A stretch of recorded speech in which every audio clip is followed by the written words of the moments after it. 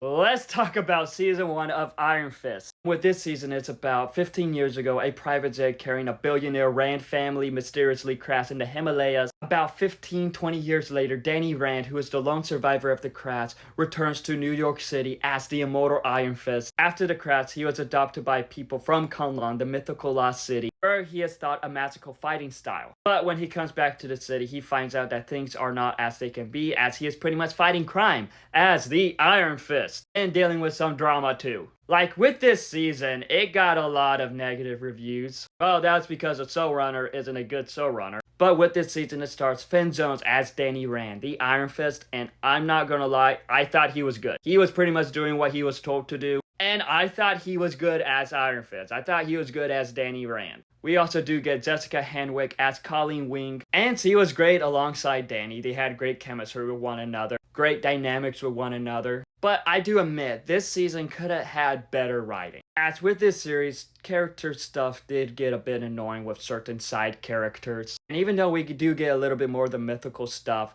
it could have explored a little bit more of that too. Well, it could have explored much more of that. I remember reading about how Finn Jones didn't have enough time to train and all that, which was why some of the action stuff was off. And I am not gonna lie, it just felt like that the people behind the scenes, like the producers, the creators and all that, just didn't really care for this series, didn't care for this season. It felt like that the actors were trying, but everyone else just didn't care. But I can't lie, I didn't find this season fully terrible. I thought it was just okay. It was a decent introduction to Danny Rand. The villain in it, for some reason, kind of reminded me of Norman Osborn, but he was okay. As we do get introduced to another side of the Hand too, which that was pretty interesting. And we do see it connect with Luke Cage and Daredevil, as it includes Rosario Dawson's Claire Temple. So seeing her alongside Danny and Colleen, it worked. Overall, Iron Fist Season 1 was definitely a season that could have been better, but with that, I blame the producers and people behind the scenes. But have you seen Season 1 of Iron Fist? If so, what are your thoughts on it? Let me know in the comments below and follow me for more.